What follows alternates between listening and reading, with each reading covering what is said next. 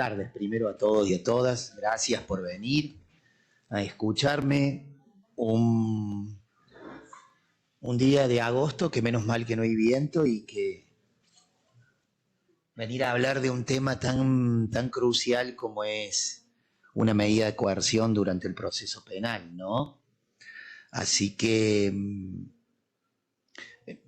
algunas parroquiales antes de empezar. Había realizado un power, pero me equivoqué de power en el pendrive y no lo traje.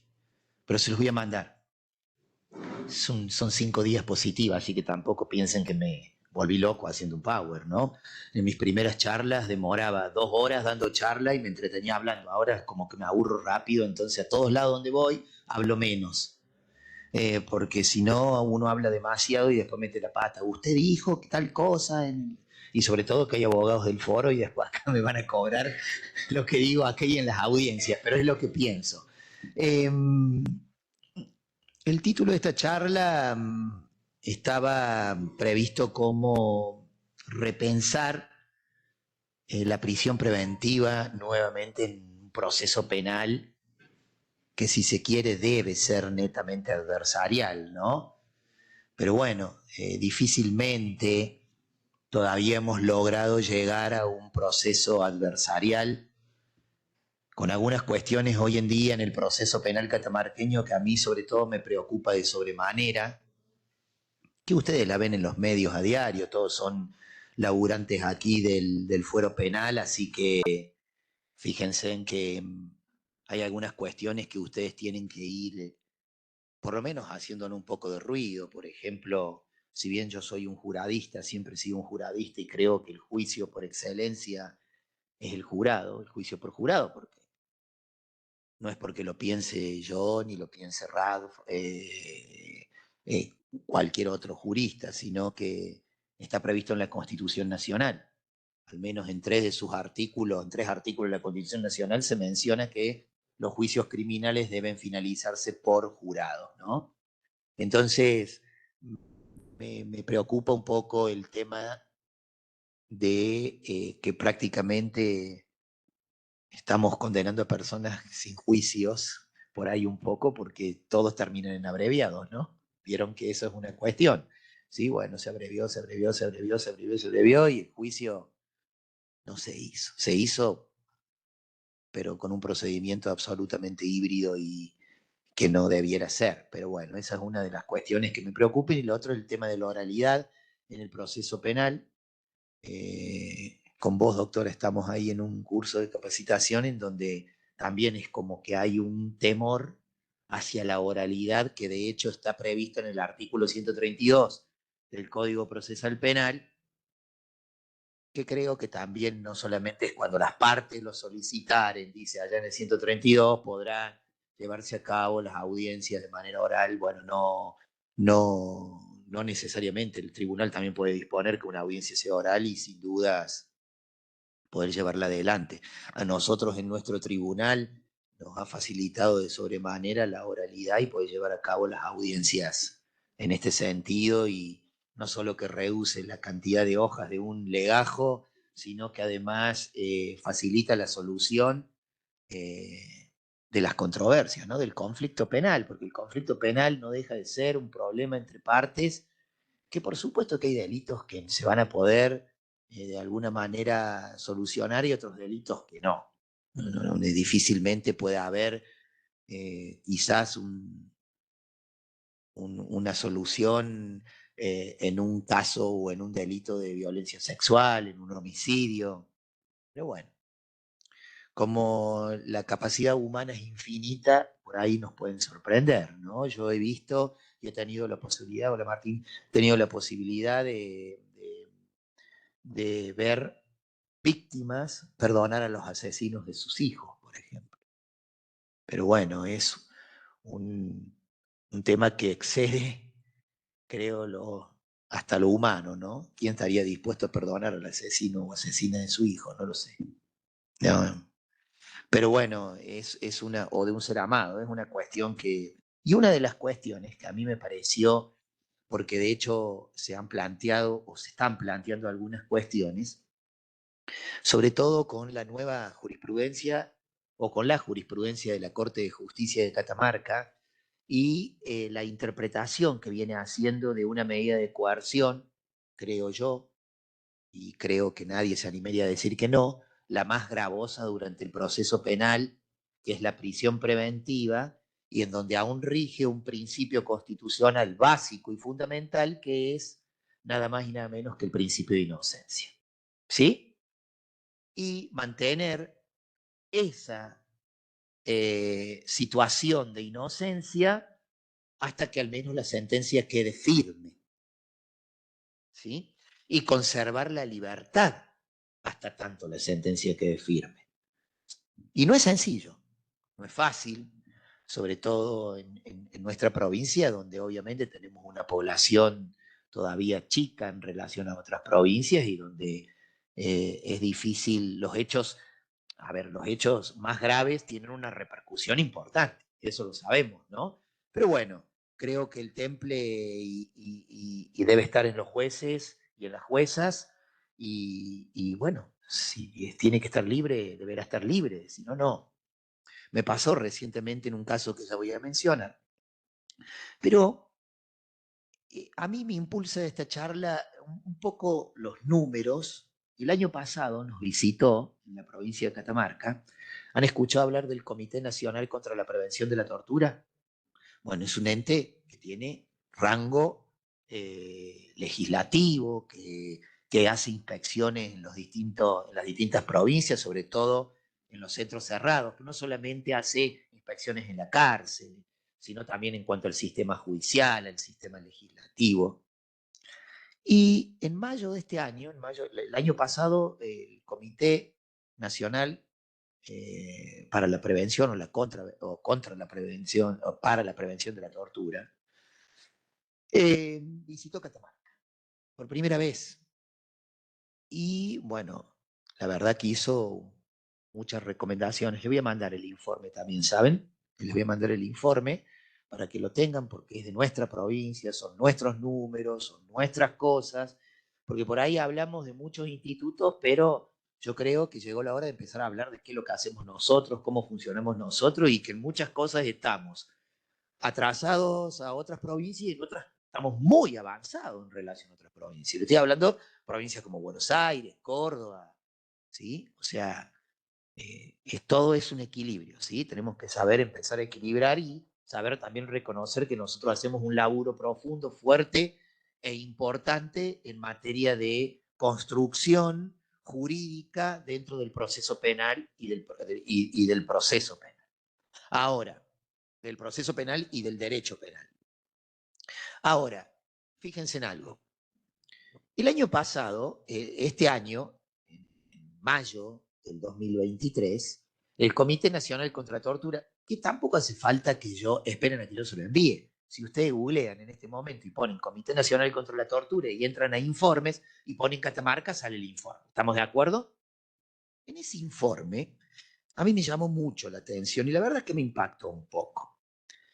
Dice que había, hasta el año pasado, ¿sí? Un total de una población penitenciaria, en el servicio penitenciario provincial, alojaba 419 personas privadas de la libertad.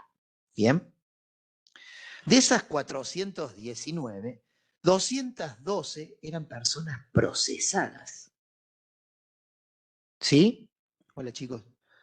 Y 217 personas condenadas. O sea, 212 procesadas y 217 condenadas o sancionadas. Me pregunto si la prisión preventiva, ¿sí? Si la prisión preventiva debe ser excepcional, debe ser transitoria o provisoria, ¿sí?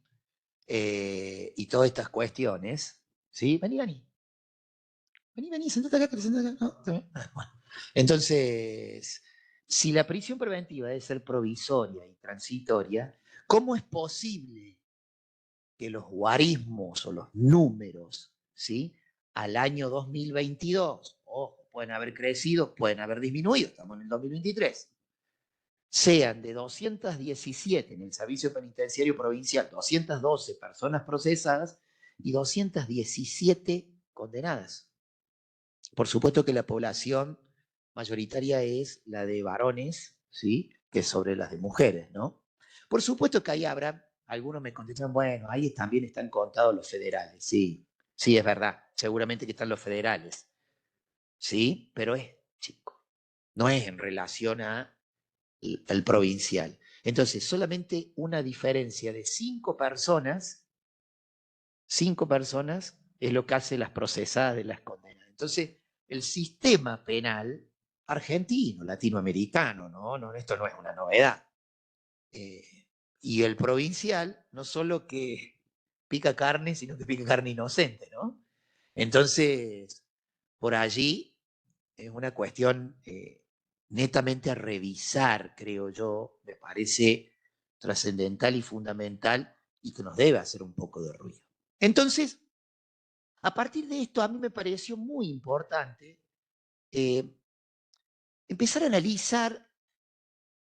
Ustedes saben que el 292 en adelante, artículo 92, habla de la prisión preventiva. Por supuesto que la gente de las unidades judiciales es muy probable que esto lo que tengan que hacer es por ahí algún acta, participar de alguna cuestión, quizás los delegados y delegadas un poco más, pero la prisión preventiva exige para que se pueda aplicar, llevar adelante, primero que existan elementos de convicción suficientes, ¿sí? Algo así dice el código. Existen elementos de convicción suficientes para sostener como probable la participación punible del imputado después de recibida su declaración.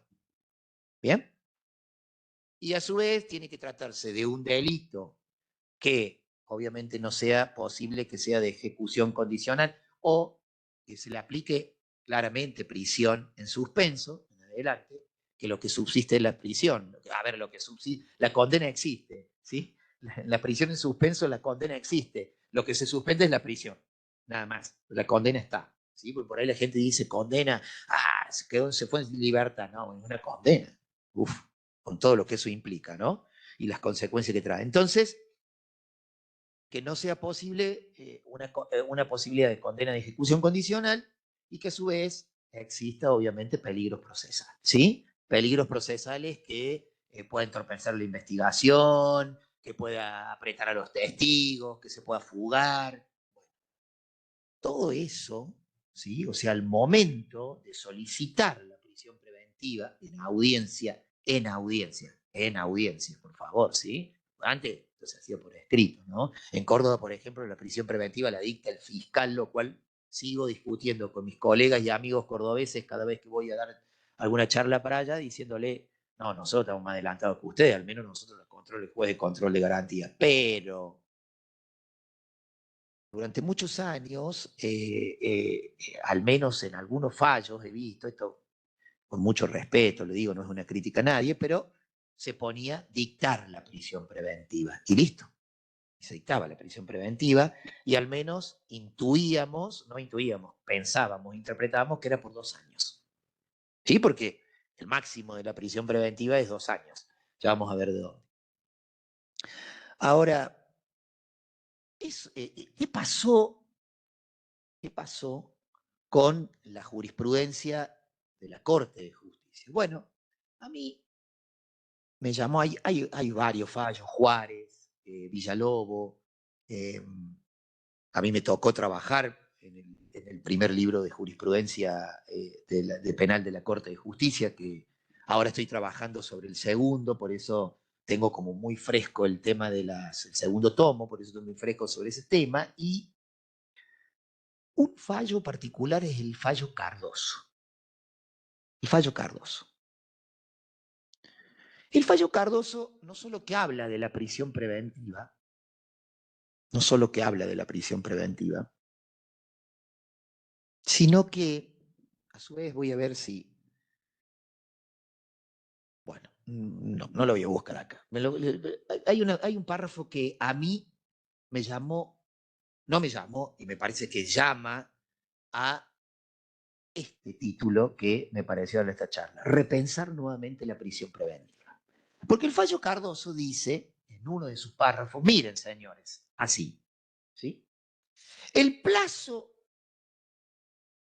de 2 años que estipula para la prisión preventiva, que está en el artículo 295, inciso cuarto, que habla del cese, cuándo debe cesar la prisión preventiva.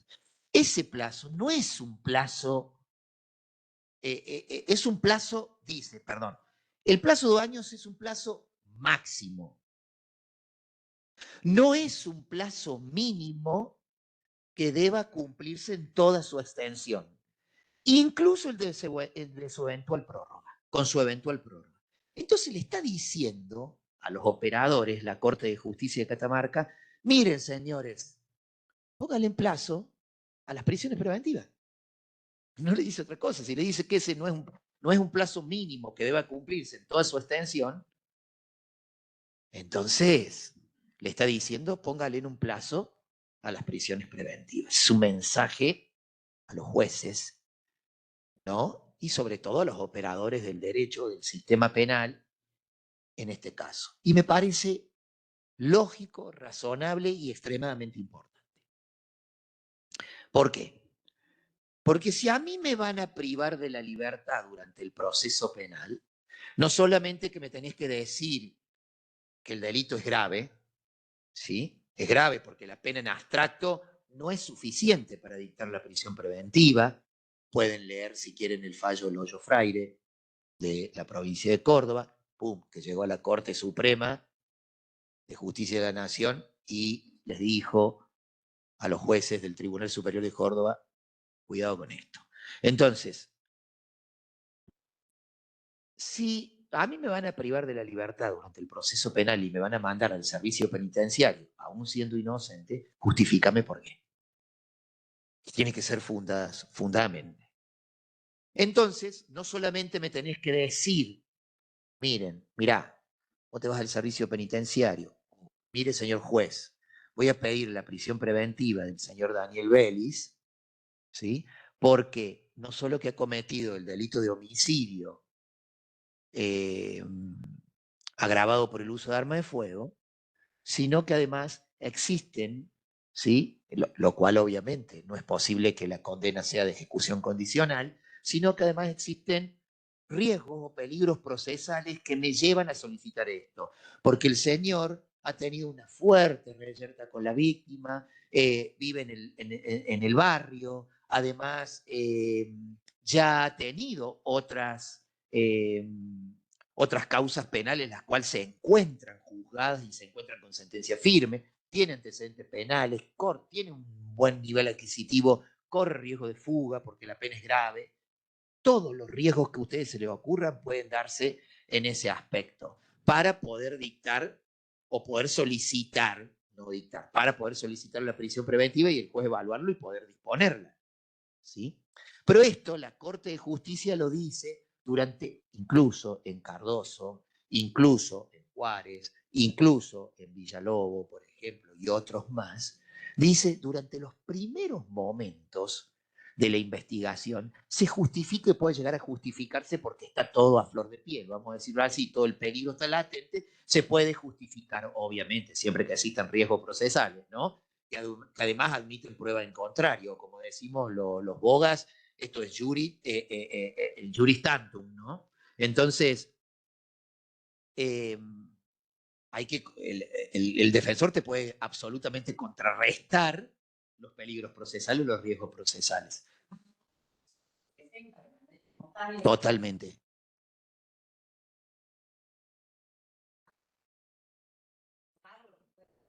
Totalmente. Totalmente. Pero hay presentaciones espontáneas en donde definitivamente quedan privados de la libertad también. Pero creo, siempre hay una frase que Daniel me la cita en los juicios, no se la olvide, que usted la dice, siempre el señor defensor me dice, yo siempre digo que hay que investigar para privar de la libertad y no privar de la libertad para investigar, que son dos cosas distintas, ¿no? Entonces, ¿qué es lo que pasa? Surge Cardoso y me parece creo yo, que el mensaje es plazo.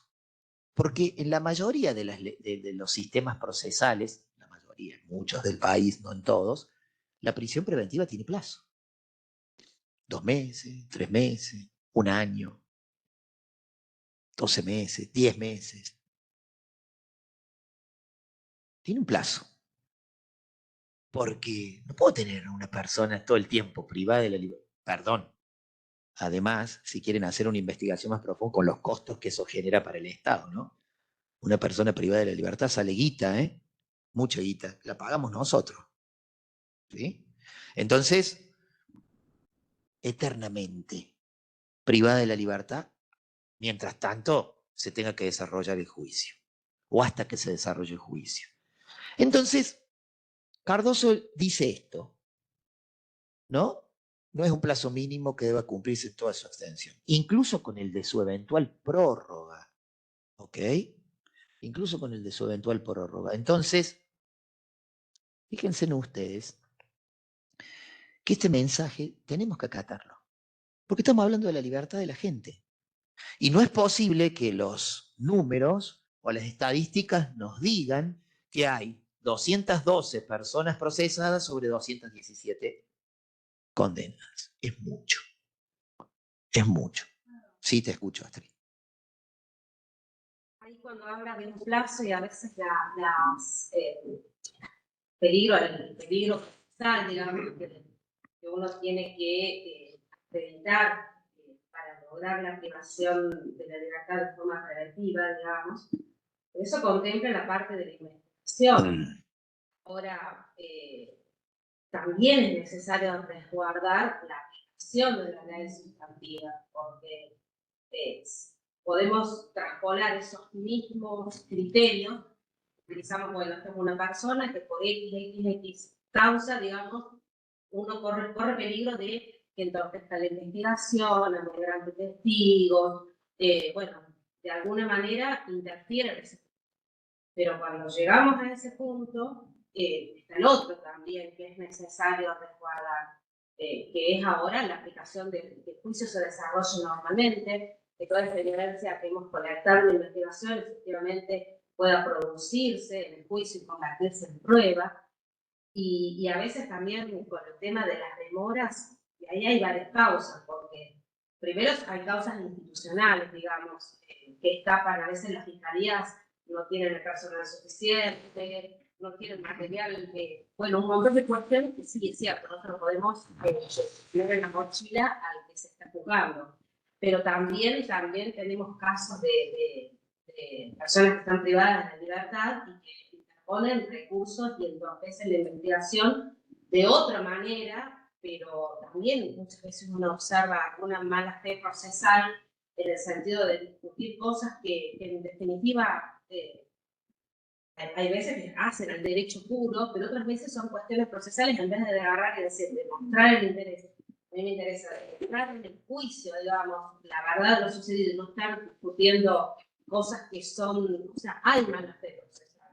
Y eso también uno lo tiene que evaluar en el sentido de decir, bueno, o se da una prórroga o esos argumentos los trasladamos a la otra etapa que también es importante, digamos. Sí, bueno. Primero,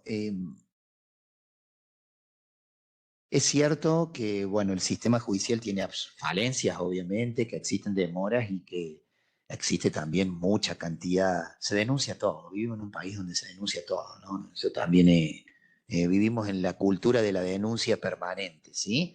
Me miran fuerte, te voy a denunciar, ¿viste? Y bueno, y obviamente, claro, y sí, el sistema penal que está colapsado también, absolutamente colapsado.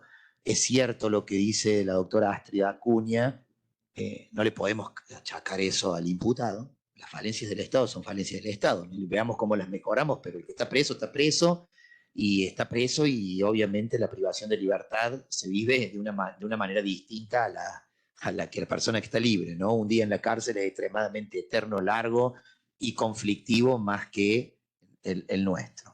Matei también, tener en cuenta la Corte Suprema de Justicia de la Nación, el fallo Matei, las personas tienen derecho a que se resuelva lo más rápido posible y evitar que esa situación de incertidumbre que le provoca el proceso penal se extienda en el tiempo. Por eso existen cuestiones como el plazo razonable de duración del proceso también, que es distinto al plazo de la investigación penal y distinto al plazo de la duración de la prisión preventiva, ¿no? También que son plazos distintos, ya te doy la palabra. Y a partir de allí también, esto que decís vos Astrid, del tema de, bueno, de los planteos, por supuesto, nosotros vemos de todo, hay planteos y planteos y planteos y planteos.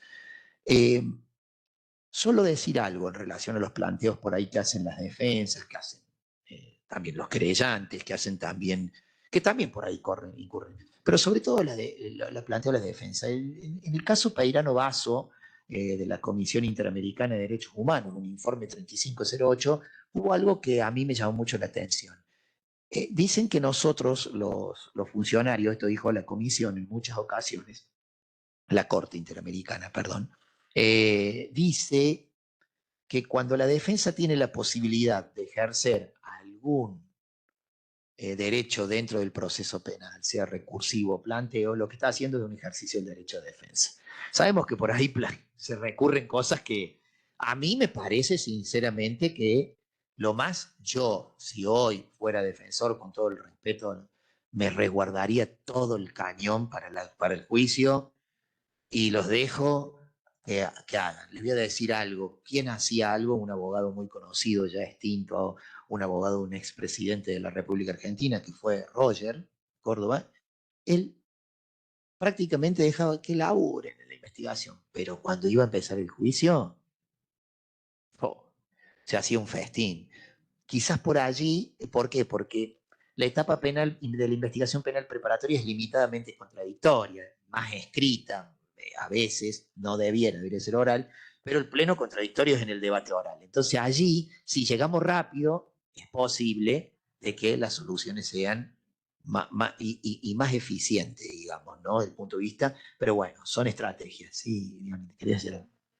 Hace 2 o 3 días, en Reconquista, creo que fue, un juez le da la libertad a un diputado que estaba 7 meses privado de libertad. En Santa Fe, el que le dijo te voy a dar la libertad por culpa del Ministerio Público.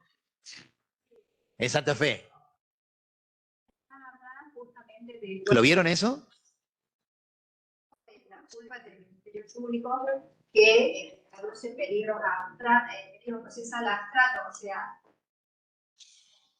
de alguna forma no fundamenta bien la prisión preventiva. A ver, va a entorpecer la investigación, por ejemplo, extorsionando un testigo, ¿qué testigo concreto? Falta esto, falta lo otro. En 7 meses no se había hecho nada en la investigación. Entonces dice, la prisión preventiva no es para asegurarte de alguna manera que el imputado no va a ir contra la víctima en este caso concreto, sino es para que en ese tiempo vos investigues y además para resguardar el fin de la investigación. Sí, totalmente. El caso del juez de Santa Fe está en una audiencia oral que se viralizó mucho porque vieron que también el mal de los males de la República Argentina son los jueces y juezas. ¿Vieron? Este le dio la libertad. Bueno, dependen del trabajo que hacen las partes. Los jueces están para controlar que se cumplan las garantías constitucionales y que no se vulneren. De eso se trata, de los derechos fundamentales de la persona. Entonces, el juez le dice, mire, señores, yo le voy a explicar por qué el señor que está ahí sentado va a recuperar la libertad. Y va a recuperar la libertad porque el Ministerio Público Fiscal hizo las cosas mal. Y se lo dice así, ¿no? Pero mañana, cuando yo le dé la libertad y si a usted le pasa algo, la culpa la voy a tener yo como juez. Me van a escrachar, me van a correr, bueno, algo así, lo cual motivó, por supuesto, un montón se reviralizó. Pero bueno, es la realidad. Hay trabajos excelentes de los ministerios públicos y hay trabajos que no son tan excelentes y hay trabajos de los jueces que son excelentes y trabajos que no son tan excelentes, y juicios que son buenos y juicios que no son tan buenos. ¿Sí? Si ustedes me preguntan a mí, ¿qué le pareció el juicio de Fernando Báez Sosa? ¿Y la decisión? Pésima. Bueno, hay juicios que son muchas veces armados así mediáticamente, donde están los medios de comunicación presionando y donde además hoy la gente, no solamente la gente, sino también los medios, presionan para que en determinados casos, y lo peor de todo es que muchas veces producen esos efectos. Ningún juez o jueza de la República no está exento de este tipo de cuestiones. Por supuesto que al momento de volcar una decisión debe primar la ley y la Constitución. Entonces, Esto es lo que venimos pasando. Entonces, fíjense ustedes que la Corte de Justicia en el caso Cardoso dice esto. Entonces, creo que las prisiones preventivas hoy deben llevar plazo y debe estar justificado. Y si no pide, dice, cuando en un momento en la audiencia el señor fiscal o la señora fiscal dice, voy a solicitar la prisión preventiva, dígame, señora fiscal o señor fiscal, ¿por cuánto tiempo necesita la prisión preventiva? ¿Cuánto tiempo usted estima que debe estar el señor o la señora privada de la libertad? ¿Sí? Que puede ser contrarrestado por el señor defensor, al quien le vamos a dar la última palabra, que también podrá estar la querella particular, no digo solamente habla de la miro a Astrid, pero no solamente actúa como querella, también como defensor a veces. Entonces, que también puede estar la querella particular, pero, ¿me explico? O sea, podrán argumentar. Y en base a eso, a esa información que le van dando al juez, el juez deberá tomar una decisión, si le parece bien el tiempo o no. Porque si no hay plazo, creo yo que vamos incluso en contra de lo que dice la jurisprudencia de la Corte. La Corte dice que no es un plazo mínimo que debe ser cumplida en toda su extensión, entonces le está diciendo fijen un plazo. Porque posiblemente vaya a la Corte, a lo mejor puede ocurrir que haya apelación, después casación, y la Corte diga, bueno, nosotros dijimos en Cardoso que tiene que haber un plazo, que ese es un plazo mínimo, que, no es, que el plazo de 2 años es máximo, que no es un plazo mínimo que va a cumplirse en toda su extensión, las prisiones preventivas. Y de hecho hay algunos jueces en la provincia que han venido poniendo plazo a la prisión preventiva, creo que el doctor Sago al menos me informaron, le pone plazo a la prisión preventiva, creo que la doctora Cecilia Massadi también, en mi caso en particular yo le pongo plazo, y le puse un plazo recientemente a un homicidio agravado, ¿sí? Puse un plazo en la causa conocida como la balacera de las 1000. Allí decidí que el plazo de prisión preventiva era de 10 meses, debía ser de 10 meses, que ya se cumplió. Después le voy a contar los pormenores de eso. Sí, Martín. Necesito que se prorrogue. Bueno, ya llego a eso. Buena pregunta, muy buena pregunta. A ver, les cuento el caso, ¿sí? No, no les voy a contar todavía el caso. Le voy a decir que además, bueno, está bien, de adelante las quejas le voy a contar el caso. Yo pongo un plazo de 10 meses, ¿sí? El mismo día que se cumple los 10 meses, me solicitan una audiencia, perdón, el defensor interpone un control jurisdiccional. El mismo día, control jurisdiccional. Voy al control jurisdiccional y en el control jurisdiccional el fiscal me solicita prórroga de la prisión preventiva. ¿Sí? Se habían cumplido, ese día se cumplían los 10 meses. Por ende que incluso cualquier eventual decisión que yo pudiera tomar, le digo que la audiencia la tomamos, ¿qué hora era? ¿Estuviste vos, Marce? ¿Con nosotros? ¿Sí? ¿Conmigo? ¿Sí? Como a las 8, 9 de la noche, 10 de la noche, más o menos. O sea, que imagínense que a la medianoche se cumplía ya los 10 meses. Por ende, los 2 días que seguían, hasta que el lunes, hasta que Moravito dictara, hiciera, estaba la UE, bueno, tenía que decidir ahí. Bueno, me pareció que el plazo no debería haberse solicitado antes, la prórroga. Después, bueno, el señor fiscal dijo que tenía prórroga hasta las 2 primeras horas del día lunes, pero eso yo no creo que sea así bajo ningún punto de vista, para los recursos en todo caso, pero no para la prisión preventiva. Y por ende le respondí que no era posible. En ese momento, luego, antes, por supuesto que escuché primero los argumentos del defensor, porque era quien imponía el control jurisdiccional, después el fiscal, y después la querellante particular que dirigió el fiscal, y le dije que no corresponde la prórroga. ¿Pero por qué? Porque además, y acá vamos a empezar a discutir, y quiero que ustedes, que sobre todo son más jóvenes que yo, y acá hay muchos abogados que van a hacer y abogadas que van a hacer carrera, que nos pongamos un poquito en interpelar la ley. El único lugar en el Código Procesal Penal donde se habla de prórroga de la prisión preventiva es en el artículo 295. El artículo 295, inciso cuarto, no se lo voy a leer todo, pero le voy a leer una parte, por eso traje la ayuda memoria, dice que el juez de control de garantías dispondrá por autofundado, ¿sí?, la cesación de la prisión preventiva a pedido del imputado del Ministerio Público Fiscal, ordenándose la inmediata libertad de este, la cual será ejecutada sin más trámite, ¿sí?, en forma instantánea, mire todo lo que dice el código, ¿no? Y desde el lugar que se lo notifique, ¿cuándo? Nuevo, bueno, ¿cuándo? 4. Su duración excediere de 2 años. Ya llegamos, ¿no? Ya llegamos porque 10 meses, ahí viene la discusión. Su duración excediere de 2 años sin que haya comenzado el debate para dictar sentencia. ¿Sí? Este plazo podrá prorrogarse hasta 1 año más cuando se trate de causas de evidente complejidad y difícil investigación. La prórroga deberá solicitarse a la Corte de Justicia con los fundamentos que la justifiquen. ¿Lo captaron hasta ahí? Bien. Si su duración excediere de 2 años sin que haya iniciado el debate. No, pero usted fijó 10 meses, doctor. Bueno, usted fijó 10 meses. Todavía no pasó los 2 años. Pero este es mi criterio, es mi opinión, porque lo acabo de sentar en un autointerlocutorio que también se los voy a mandar, ¿sí? En este autointerlocutorio dije, mira, el único lugar en el código donde se habla de prórroga de la prisión preventiva es en el 4.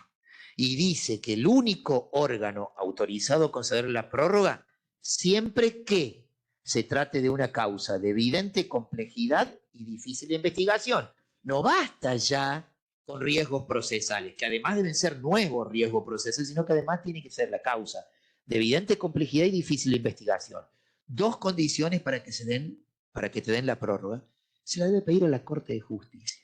Si el juez fija un plazo de 10 meses de prisión preventiva, yo, insisto, este es mi criterio, considero que ese fue el plazo máximo de prisión preventiva. Y si querés prórroga, podés pedirla, siempre que la causa sea de evidente complejidad y difícil de investigación, a la Corte de Justicia. No a mí, pues yo ya fijé un plazo. Y ese plazo fue el máximo. ¿Discutible? Por supuesto. Hay otros criterios que dicen no. Mientras no hayan transcurrido los 2 años, la prórroga, siempre tomemos los 10 meses, la debe seguir concediendo el mismo juez de control de garantía. Pero en ningún lado de la ley procesal dice que el juez de control de garantías, cumplido el plazo de la prisión preventiva, por más que sea menor, la debe otorgar. No lo dice. El único lugar donde habla de prórroga de la prisión preventiva es en el 295, inciso 4, y dice que lo otorga la Corte. Entonces, creo yo, mal puede el juez de control de garantías conceder una prórroga para la cual no está habilitado por ley. Porque si fijó un plazo de la prisión preventiva, ese plazo es el plazo máximo. Si querés más, demóstrame que se trata, al menos, de evidente complejidad y difícil investigación. Ahora, en el caso en particular, que a mí me tocó resolver, la investigación ya había terminado. Difícil investigación, chao. Y ojo, que se trate de un homicidio, por más grave que sea, tampoco quiere decir que sea compleja. Puede ser que esté resuelto ahí.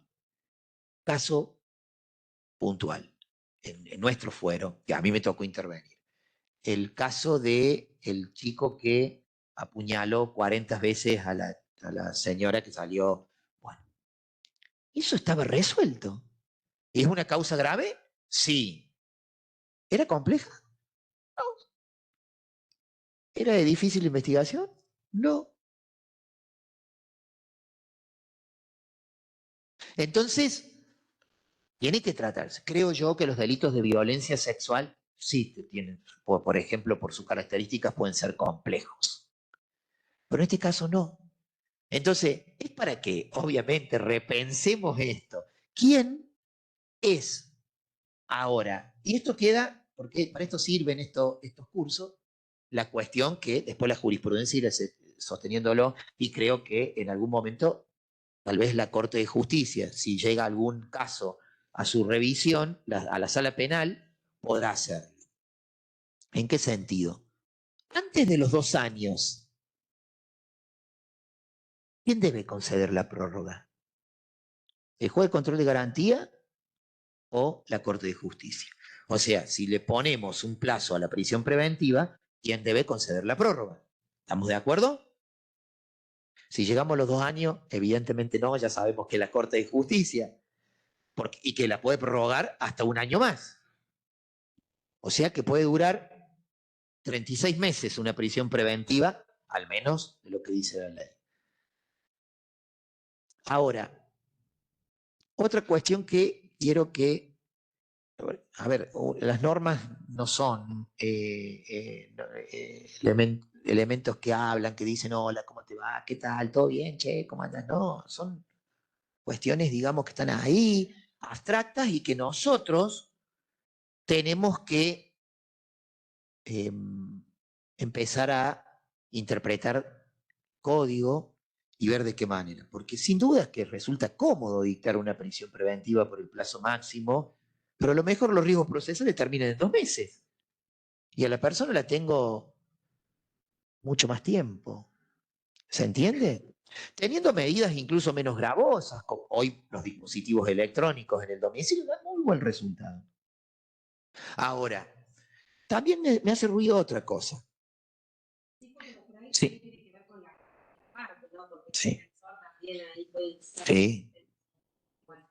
Sí. Sí. El control jurisdiccional está previsto en cualquier momento. Pero bueno. El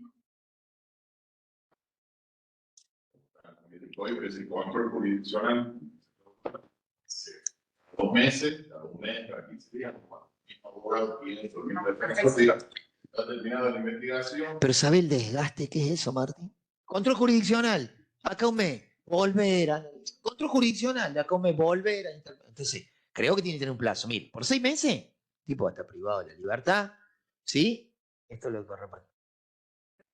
No hay parecido, para eso han pedido procesar y se ha, digamos, avanzado con la investigación y eso. Diego ha desaparecido.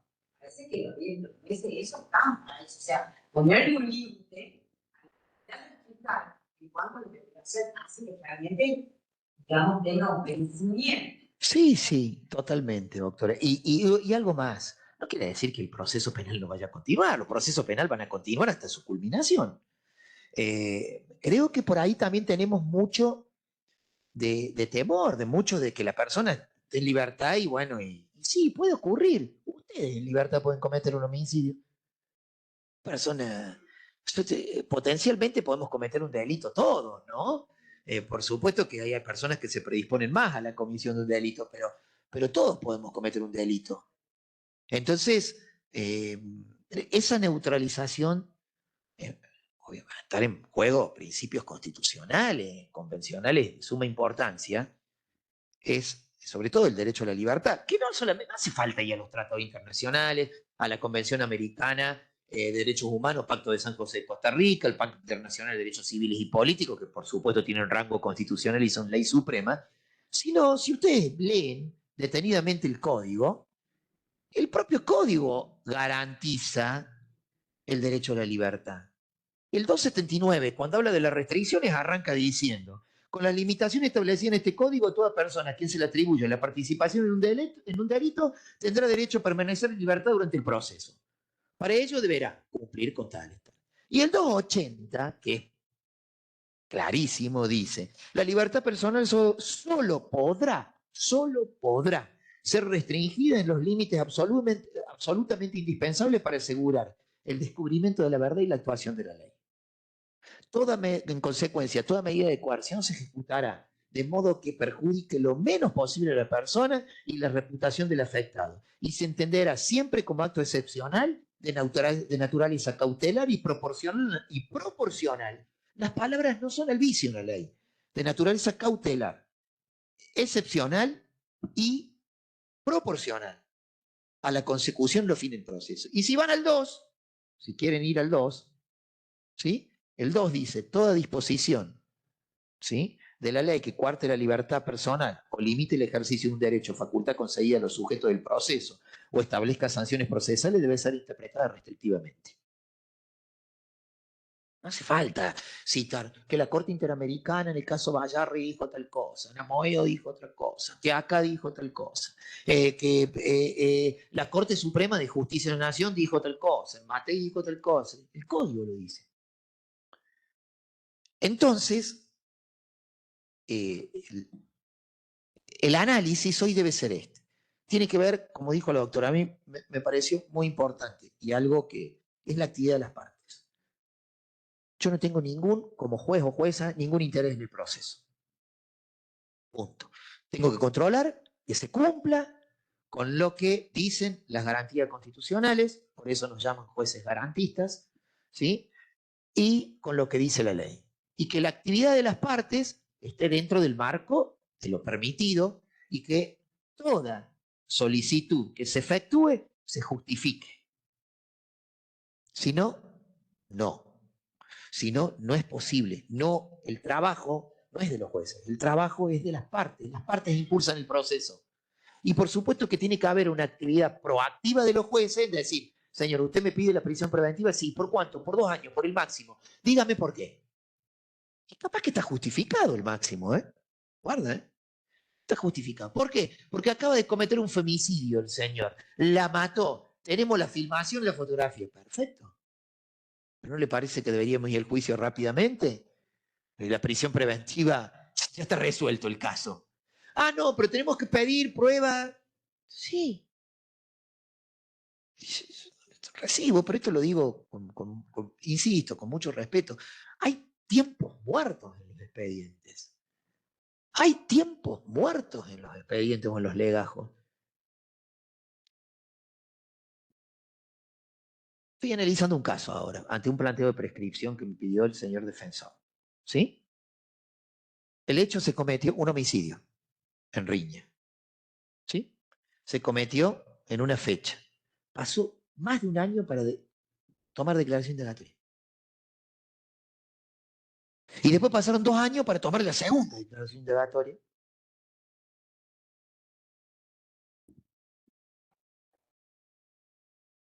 Claro. Creo que sí, declararon la nulidad. Claro. Claro. Complicado. Pero bueno, pero más allá de eso, porque también uno entiende que el trabajo es atroz, porque el Ministerio Público tiene mucho trabajo, tiene mucho que analizar, que informar, que mucho caudal de información le entra en materia delictual que, pucha, hay que estar, ¿eh? Entonces, bueno, pero bueno, cada uno tiene su función, cada uno en el proceso penal tiene que cumplir, y les puedo asegurar que no todos los casos vienen tampoco a solicitud de prisión preventiva. O sea, el que llega a solicitud de prisión preventiva es un caso complejo, ¿eh? Sí, difícil. Entonces, bueno, allí es donde hay. Entonces, a mi criterio, insisto, mi criterio puede ser absolutamente contradecido, es ese. Si yo fijo un plazo, ese es el plazo máximo. Y si querés prórroga, el único lugar donde dice que hay prórroga en el 295. Y el único que puede conceder la prórroga es la Corte de Justicia. Por supuesto que los miembros de la Corte, capaz que están escuchando esto, van a decir, esto, con lo que dice me van a llenar de solicitudes. Bueno, no sé, pero es un criterio. Ojo, puede haber otro que diga, no transcurridos los 2 años, quien debe conceder la prórroga puede ser el mismo juez de control de garantía. Pero eso sería una creación jurisprudencial, no legal. por supuesto, dentro del marco de la ley, obviamente, pero es una creación jurisprudencial. ¿Sí? No, quien diga es un criterio judicial que diga, bueno, mire, no han pasado los 2 años. Hasta que no pasen los 2 años, lo más lógico es que quien siga concediendo la prórroga de la prisión preventiva sea el mismo juez que la dictó. Claro. Ahora, u otro, si quieren darle mayor neutralidad, que sea otro, para que el mismo juez que la dictó diga, bueno, voy a revisar, ya te escucho. Entonces, para darle mayor neutralidad, bueno, que sea otro el que la revise, ¿sí? Por allí, como una especie de colegio de jueces que revisan. Bueno, pero tiene que haber evidente complejidad y difícil investigación. Porque si estamos hablando de un homicidio que prácticamente está resuelto, estoy esperando una prueba, o un informe que venga de Salta, que venga de Córdoba, pero sabemos que el hecho está resuelto, prácticamente, y bueno, creo que no hay difícil investigación y evidente que hay que forzarse para solicitar esto. Porque vos por ahí ves y dices, bueno, solicito la prórroga. Sí. ¿Y qué más? No, nada más. Bueno, pero el código dice otra cosa. Porque pasa, ojo, que esto pasa, ¿eh? Y bueno, ¿pero qué quiere? ¿Que siga privado de la libertad porque querés que siga privado de la libertad? No. Sí. La etapa se ha cumplido, ahora falta otra. Claro. Porque, digamos, si la causa está próxima al requerimiento de elevación a juicio, la persona evalúa, digamos, de que el delito, una pena susceptible de condenación condicional y los elementos de prueba son bastante contundentes y lo sabe, digamos, eso digo, aquellos riesgos que nos indicaron en su momento para preservar, digamos, la investigación, ahora lo utilizamos. Perfecto. Pero acordate, Astrid, que no solamente son los riesgos procesales, que por supuesto los riesgos procesales, sino que tiene que haber evidente complejidad y difícil. Ojo que en esta etapa de la prórroga, insisto con esto, ya esto ha sido establecido claramente, ya te escucho, ¿sabes? Ya te escucho. No solamente es esto, sino que no sé si en algún momento lo dicen. Miren, bueno, se corre vista el procurador, si suponió, espérense. Creo que en algún momento no podrán invocarse, lo dice el mismo código, escuchen esto, no podrán invocarse las circunstancias previstas en el artículo 292, o sea, los riesgos procesales. Ojo, 292, que habla, obviamente, de la condena de condena. 292 para impedir la libertad en cumplimiento de los plazos previstos en este inciso. Es clarito el código. No me hables de riesgos procesales. ¿Vos querés que yo te conceda la prórroga? Sí. Decime que hay, si hay evidente complejidad y difícil investigación. Si no hay evidente complejidad y difícil investigación, no. No podés invocarme las circunstancias de 292, ¿eh? Riesgos procesales, podés, obviamente. A ver, en la práctica uno puede argumentar, mire, y por supuesto que eso va a por supuesto que va a repercutir, pero no los podés argumentar. Para la prórroga, decime si hay evidente complejidad y difícil investigación. Esto que decíamos hace un rato también de mala fe procesal, a lo mejor también por parte de... Y podría analizarse. Dame un segundito que le doy la palabra. ¿Vos querías decir algo? No se vence el plazo máximo, que sería 2 años. Para mí, la decisión sigue estando en el juez. Bueno, es una opinión. Yo no estoy de acuerdo, ¿no? Ya lo aclaré. Una vez vencido el plazo, queda el código que da un plazo, si bien vos tenés jurisprudencia de la Corte que te dice que no tiene que ser el mismo plazo de los 2 años, para mí, dentro de la competencia del juez de la Corte, hasta que no se cumplen esos 2 años, me parece. Bueno, es un criterio respetable. Respetable, por supuesto que sí. Yo creo que, ¿cómo dice el código? Una vez vencido el plazo, de 2 años. Bueno, yo digo que una vez vencido el plazo, el que se refiere al plazo de la prisión preventiva, ahí dice 2 años. Yo fijé 10 meses. Es vencido ese plazo. Pero, bueno, pero... Claro, Exactamente. Bueno, ese es mi criterio, pero tu criterio es discutible. No, yo digo porque, claro, yo digo porque en ningún lado dice que la prórroga tiene control garantía, solamente dice que la corte. Por eso, también es pero es un refuerzo, no lo olviden, a mi criterio que es subjetivo, ¿sí? Porque es lo que yo pienso. Siempre no se olviden que las decisiones las tomamos nosotros y ya te doy la palabra para que ella quería decir algo. Ah, Como principal, el único peligro que está la capacidad ejecutiva, el peligro del delito, que realmente existe la capacidad del sí. cuál es el ya lo dije, pero la nueva desaparece, no hay una capacidad ejecutiva que tiene. No, posiblemente no. Pero no creo que sea, a ver, yo mencioné recién, por ejemplo, una capacidad adquisitiva, por ejemplo, a ver, si quieren, digamos, Bachan, ¿tenía capacidad adquisitiva para arrancarse de la miércoles y cambiarse la cara y ser otra persona? Claro, pero no solamente será el peligro de fuga, que es lo que estamos hablando a través de... Habrá que acreditar muchas otras cosas más, ¿sí? Porque yo eso hoy día lo puedo neutralizar, insisto, con una pulsera electrónica. Claro, con otro medio. Antes no se olviden que antes no teníamos nada, teníamos la prisión o la libertad. Hoy tenemos medidas menos gravosas y es algo que también los fallos, por ejemplo, el Tribunal de Casación Penal de Buenos Aires, en Ramírez, la Corte Suprema de Justicia de la Nación, el Tribunal Superior de Justicia de Córdoba, viene estableciendo. De hecho, ha puesto en jaque muchos institutos, incluso ha puesto en jaque la imposibilidad. A mí ahora me convocaron a escribir un artículo sobre los 10 años de Góngora, del fallo Góngora en los delitos de violencia de género, y de qué manera repercutió en la suspensión del juicio a prueba. ¿Sí? Entonces, fíjense en que Góngora bien leído, no mal leído, como mucho, bien leído, habla de juicios orales únicamente. ¿Sí? Juicios orales. Pero es imposible que todas las causas de violencia de género lleguen a juicio oral. ¿Sí? Vamos hacia ese camino, digamos, a la realidad.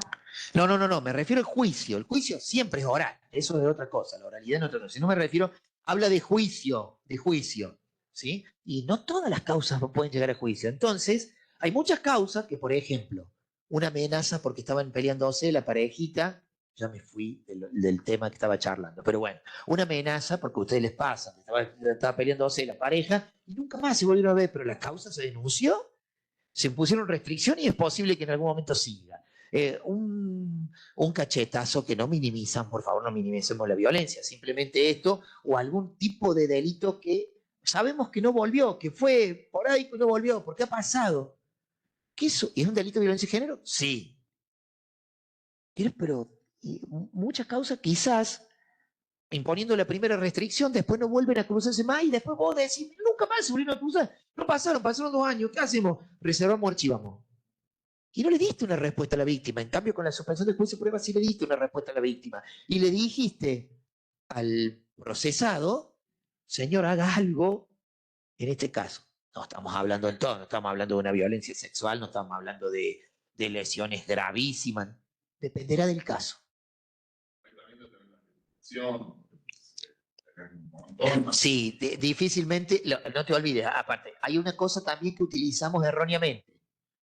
El artículo 35 de la ley 26.485 habla, no será posible la mediación y la conciliación, ley de orden público, ley nacional, en los delitos de violencia de género. Pero no dice suspensión de juicio o prueba. Dice mediación y conciliación, que es otra cosa. Son otros institutos alternativos. ¿Por qué llevamos Góngora a todo? ¿Me explico? Bueno, volvamos a la prisión preventiva. Entonces, allí hay un criterio. Por supuesto que todos los criterios son revisables, por supuesto que tiene un criterio revisable, pero esto es lo que pasa con la prisión preventiva. Y con mayor razón la prisión preventiva es provisoria y es excepcional. que la Corte ya lo ha establecido claramente, por ejemplo, en dos casos puntuales, en los cuales me tocó intervenir a mí, miren ustedes. En uno fue en el caso Pachao, en la causa Varela, a través de un control jurisdiccional, dijo que Varela debía recuperar la libertad hasta tanto la sentencia quede firme. Entonces imagínense de la provisionalidad y la proporcionalidad que tiene que tener la prisión preventiva durante el proceso penal, si ya en estos casos, en dos casos que le voy a mencionar, uno es Varela, la causa Pachado ya con condena o con sanción, en donde ya la presunción de inocencia enflaqueció un poco y se robusteció la presunción de culpabilidad, pero sigue siendo inocente hasta tanto la sentencia quede firme. Bien. En la causa Varela dijo libertad hasta tanto el proceso quede firme. Listo. Hasta tanto la sentencia firme, libertad. Y también en el fallo MCM o Martínez, como lo decimos nosotros, en un caso en particular donde yo, durante el juicio, en un juicio de violencia sexual, ¿sí? Sanciono al joven y le aplico una pena de 5 años, creo, ya no me acuerdo cuánto es la pena, 5 años, y el fiscal me pide la inmediata detención y, traslado al servicio penitenciario del joven, que era menor de edad al momento de los hechos, y yo, en vez de eso, opto por una medida menos gravosa y pongo una pulsera electrónica hasta tanto la sentencia quede firme en su domicilio. La Corte también allí nos dice que el fiscal no fundamentó el pedido, porque si venía en libertad y yo pido en el juicio, una vez sancionado, en los alegatos, no una vez sancionado, antes del veredicto, pido que el joven o que la joven sea, o que el señor o la señora sea detenido, tengo que acreditar riesgo procesal y me estoy pidiendo una prisión preventiva. Claro, no, pero eso es para la prórroga, ¿sí? Ahora, si venía en libertad, prisión preventiva. Si venía con prisión preventiva y no se ha vencido, va a continuar con prisión preventiva. No vamos a discutir eso. Se puede llegar al plazo máximo de 2 años, tal vez en casación, y ahí habría que evaluar, porque ha habido también controles jurisdiccionales donde se ha otorgado la libertad. Entonces, allí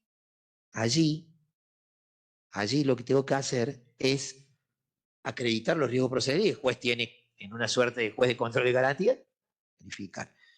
Y tampoco yo puedo haber puesto la pulsera, que me parece correcto el fallo de la Corte, en el cual, porque yo no argumenté, por más que haya sido una medida menos gravosa, debería haber dicho, mire, no voy a hacer lugar a lo solicitado por el señor fiscal, porque me parece una medida muy gravosa, pero sí voy a aplicar una medida, porque el pibe venía en libertad, de disponer de un dispositivo electrónico, porque la víctima vive al frente, porque además se pueden cruzar, porque además ya hay una sanción, porque además esto le va a permitir, ¿no es cierto?, no cruzarse, etcétera, etcétera, etcétera.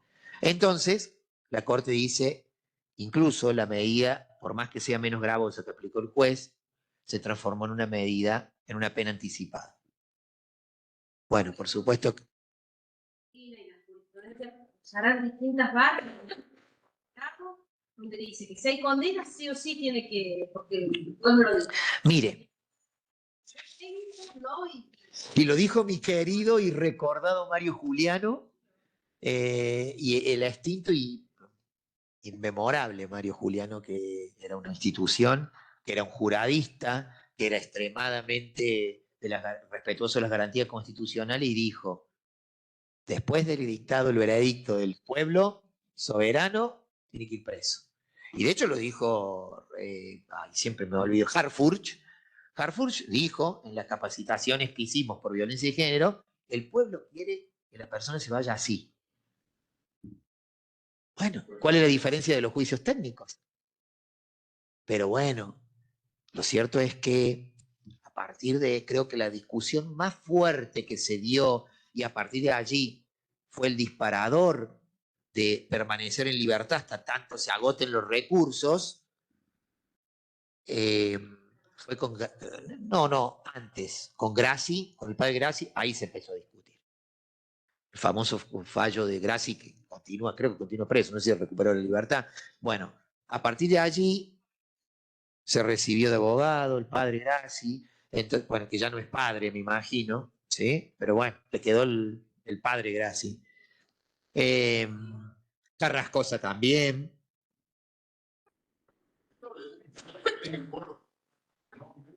Cuando se terminan los 2 años de la prisión preventiva, lo querían modificar por una caución real. No sé. No conozco el fallo. No conozco tampoco todos los fallos de la República Argentina, pero no conozco. Y mira que soy un gran lector de los fallos del Tribunal Superior de Justicia de Córdoba, ¿no? Con ese tema, digamos. Vencieron los 2 años de la prisión preventiva. Te voy a decir algo que dice nuestro código. ¿Cuánto dura una investigación penal en nuestro código? ¿Prorrogable por quién? ¿Por quién? Y si llega a los 4 meses, ¿quién la prorroga? ¿Por qué? Está mal. Primero, por empezar, tendría que quien controle el plazo de duración del proceso puede controlar garantía. Bien. Primer punto. Pero o sea, ¿por cuánto? 12 meses más. O sea que ¿cuánto dura una investigación penal? 14, 16. 16 meses. ¿Cuántos meses tiene un año? 2 años. 24. ¿Cómo es posible que una investigación penal, como máximo, dure 16 meses y una prisión preventiva 24? ¡Pam! Bueno, porque puede continuar preso, que ya terminó la investigación. No, pero claro, porque todavía no se puede haber celebrado el juicio. ¿Sí?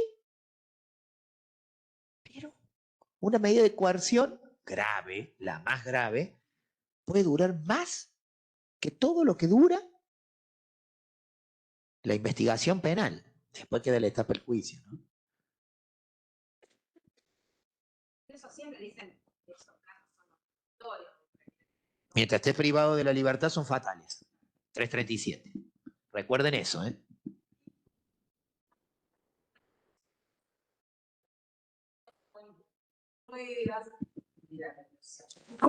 El control de detención es absolutamente efímero, rápido, ahí no tenés tiempo de analizar absolutamente nada, simplemente si la detención fue realizada correctamente, o sea que no haya habido un exceso, y obviamente, por supuesto que uno analiza algún presupuesto, mire, tiene un delito de gravedad, bueno, por ello el código da un plazo de 10 días para luego presentarse y solicitar la prisión preventiva. O sea, elementos de convicción suficiente. Creo que en el 280, cuando habla del control de detención, habla de menos, un estándar menos, mínimo, o sospecha fundada, algo así dice.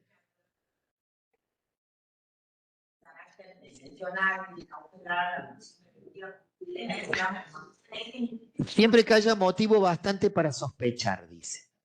El control de detención. Pero para la prisión preventiva, elementos de convicción suficientes. Y como la palabra lo dice, yo tengo que estar convencido de que ese tipo tiene que estar en prisión preventiva. Por eso yo tenía aplicado también el presupuesto, digamos. Miren, no tiene que después pedir. Para mí, conmigo, yo soy una persona que para mí tiene que ser excepcional y puramente, digamos, casos puntuales. A mí, criterio preventivo, ¿no? La veo como un blanco de todo, el principio de la no en todos los casos, pero no en todos los casos, ¿sí? Porque habrá que ver, siempre hay un speech, un discurso, ¿no?, que nosotros tenemos que tener. Dependerá del caso. Dependerá del caso.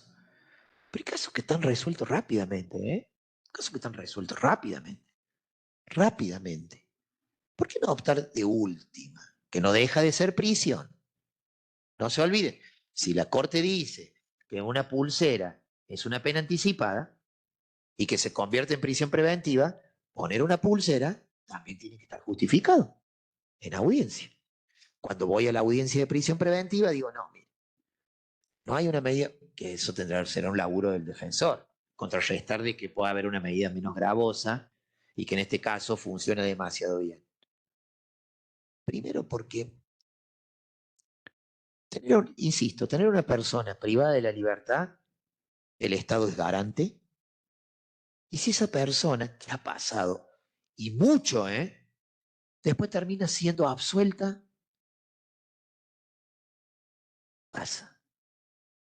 Vuelvo a las bases de un gran jurista catamarqueño que siempre me gusta nombrar y que es lamentablemente olvidado, que ha sido lamentablemente olvidado. Julio Herrera. ¿Sí? No todo puede ir prisión preventiva. Él tenía un libro, tiene un libro, porque bueno, él falleció, tiene un libro que se llama Redención y Prevención, Código del Niño, 1920, una cabeza que creo que difícil de igualar, un penitenciarista consultado en el mundo. De hecho, él tiene un párrafo, una frase que supe leer de un artículo del doctor Guillamondé que dice que toda sociedad se ve reflejada y se caracteriza de la forma en que ejecuta su pena o una sanción. ¿Sí? O sea, eso es lo que demuestra la sociedad que somos. Entonces, me parece que tenemos que evaluar seriamente cada vez que vayamos a privar de libertad. El Estado es garante. Por supuesto, sin olvidar los derechos de las víctimas, porque además un gran problema que tenemos los juristas contemporáneos, que hemos tenido los juristas contemporáneos, es olvidarnos de las víctimas. El punto crucial es la víctima, por supuesto, también es algo que debemos evaluar. Claro que sí, pero es un elemento más de muchos, porque también no podemos, eso pretexto bueno, las víctimas, por supuesto que tienen derecho, bajar la vara de los estándares internacionales, no al contrario, hay que equilibrar, ¿sí? Que no es fácil. Decidir no es fácil.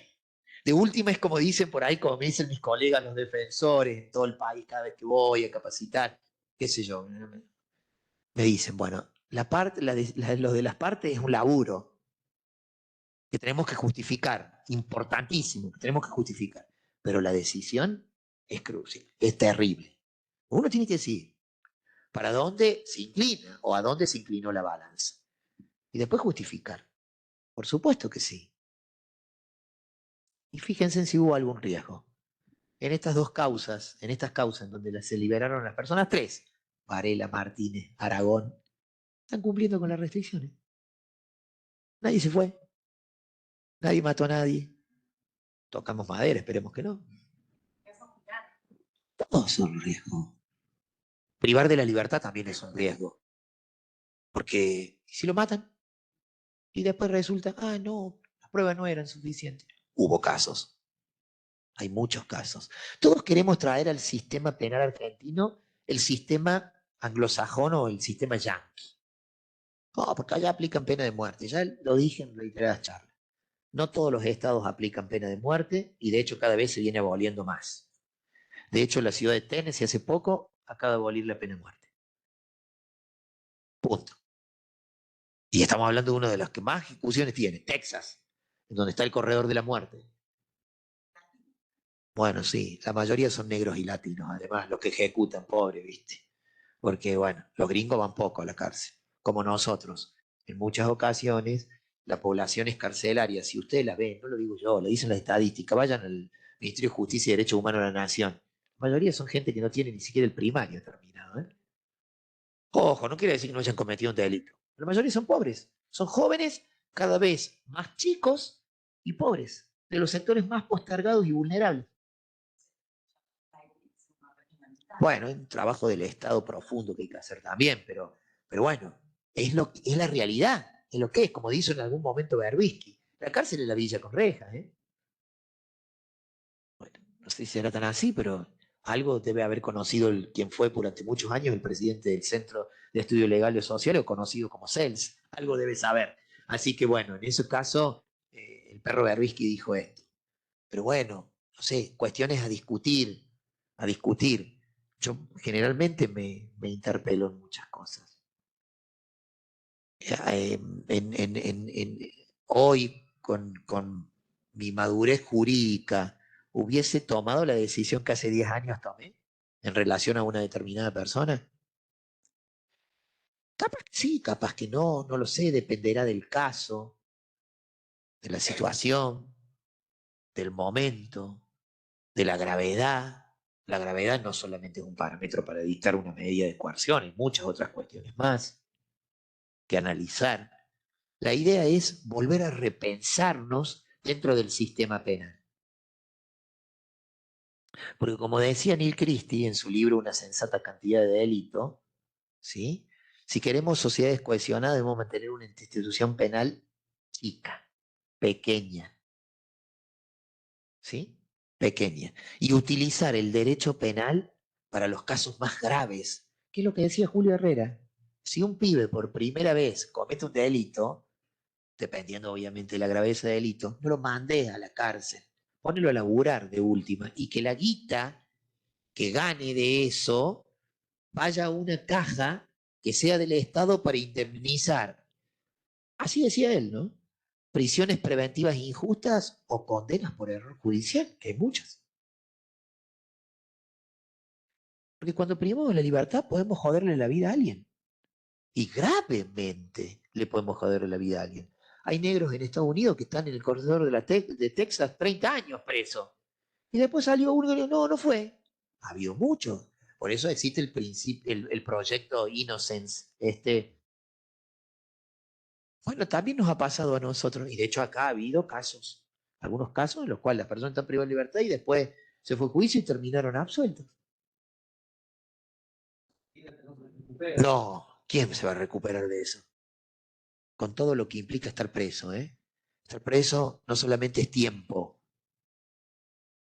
es conflictividad. La cárcel es conflictiva. Hay una subcultura, hay supervivencia. Las personas no viven, sobreviven en la cárcel.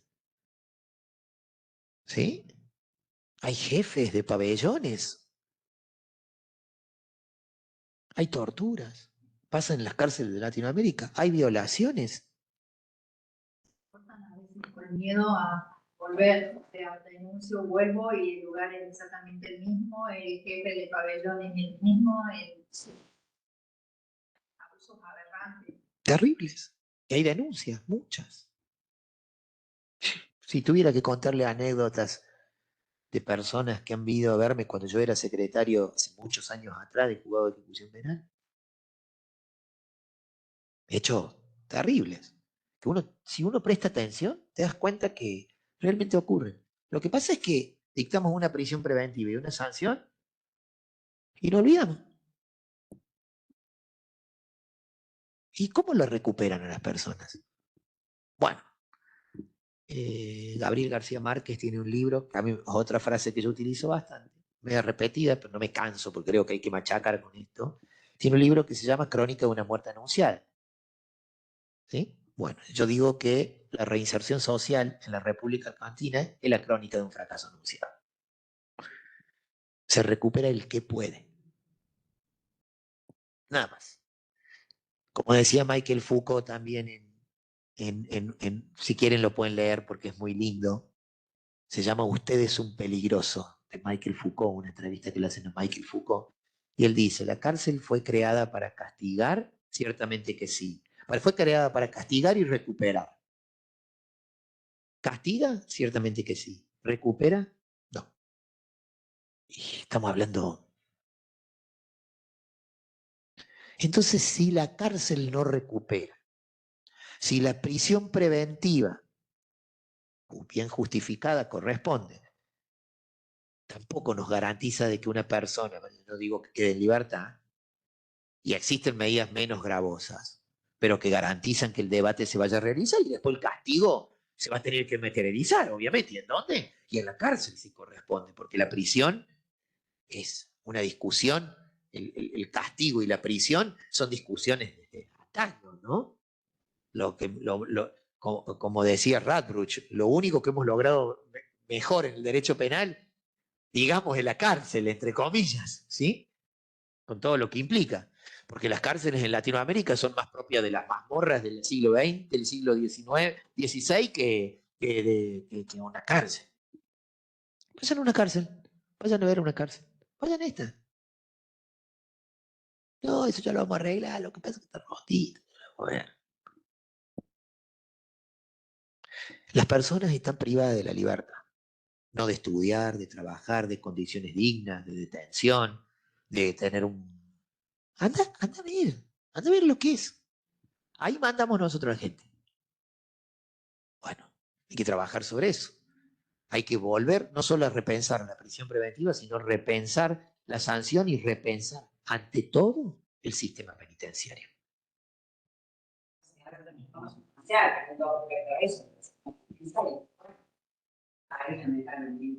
No, no solo el país. Latinoamérica es complicado, hay cárceles en todo el mundo que son complicadas, son complejas. No tenemos todas las cárceles nórdicas, esas de Finlandia que vemos, que parecen... Pero si ustedes ven, no hace falta irse lejos. Vayan a YouTube y vean las cárceles. Entrevistas a presos que tienen cuchillos de metal y les muestran cárceles de Latinoamérica y le dicen, pero eso es de la Edad Media. Quiere decir que si vamos a establecer que la cárcel es un lugar de neutralización de quien cometió un delito, porque además hay delitos y delitos, ¿no? Yo puedo no ser un delincuente y cometer un delito e ir a la cárcel. Un homicidio culposo, con pena efectiva, que hay. Puedo pegarle, enojarme, salir afuera y meterle un boleo a alguien en la cabeza, matarlo y un homicidio preterintencional. Pero recuerden que los 3 años es facultativo, ¿no? O el juez puede decir, para mí efectiva. Hasta puede decir que por debajo de los 2 años, de los 3 años puede ser efectiva una pena, se justifica. ¿Sí? No siempre que no tenga la pena 3 años, porque es una facultad aplicar una pena en suspenso. Pues podrá, dice. Entonces, el 26 creo. Entonces, fíjense en esto, ¿no? ¿De qué manera yo voy viendo y descomprimiendo un sistema penal y dejando la cárcel realmente para los delitos graves y para que se cumpla el fin esencial de la pena que menciona el 10.3 del Pacto Internacional de Derechos Civiles y Políticos y el 5.6 de la Convención Americana de Derechos Humanos y el artículo 1 de la Ley 24660, la reinserción social. ¿Sí? Porque además no nos olvidemos que la Ley de Ejecución de la Pena Privativa de la Libertad, artículo 11 de la Ley 24660, dice que también los institutos de la 24660 se pueden aplicar a las personas procesadas. Por ende, una persona procesada me puede pedir salida laboral o me puede pedir salida transitoria. Me puede pedir libertad condicional. Pero no se aplica. Nadie le dice, mete el difícil, se lo voy a hacer. No, que todavía no hubo tiempo para evaluarlo. Bueno, cuando sean jueces y juezas, algunos, no todos serán, otros serán fiscales, otros defensores, u otros serían trabajando en el sistema penal. Si alguien les hace un planteo, recuerden que la ley dice que también se puede aplicar a los procesados y procesadas.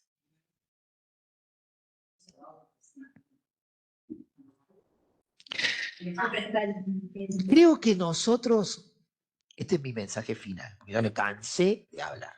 Y de paso tomamos un café ahí. El mensaje final es este.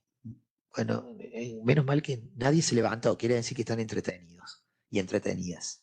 El mensaje final es este. Estamos en un sistema penal. El sistema más duro que tiene el Estado, que tiene la facultad de privar de la libertad. Y después de la vida, creo que tener libertad es fundamental. Si no piensen, no en que se armaron guerras por la libertad si no piensen cuando nos encerraron durante la pandemia, con todas las comodidades habidas y por haber, y nos volvimos locos. La salud mental de los argentinos y del mundo estaba mal. Imagínense en una persona que no tiene absolutamente nada, y las condiciones de detención no son ni mínimas, dignamente. Bueno, entonces, interpelemos el sistema penal.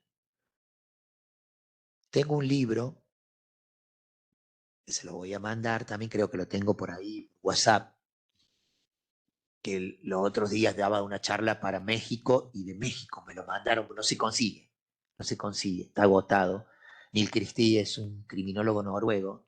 Él decía que además los criminólogos tienen que hacer su trabajo de campo en la cárcel, porque de ahí sale toda.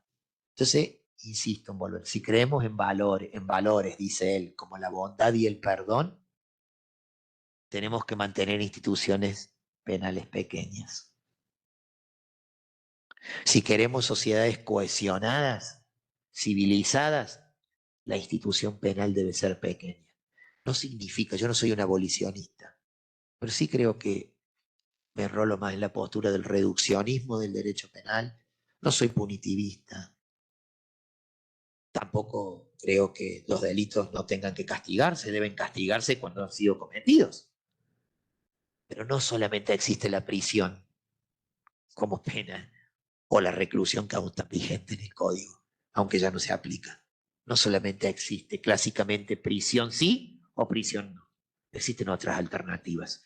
Y creo que a partir de allí, escuchar también a las víctimas qué es lo que quieren, porque quizás muchas víctimas nos sorprenden y digan, no, quiero que vaya preso, quiero que me repare, quiero que me pida perdón,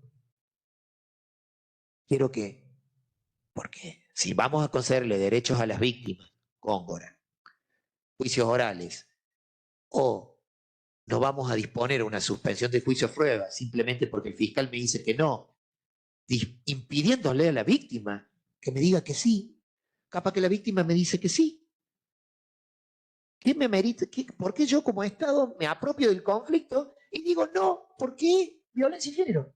Y la víctima capaz que me diga sí, porque después de ese episodio no volvió a ocurrir más nada, el padre de mi hijo, el que me lo va, si lo manda preso. O si lo sancionas, termina perdiendo el laburo. No sé, puede darse un sinfín de casos. Entonces, repensemos todos los días el sistema en el que laburamos. ¿Sí? Muchas gracias.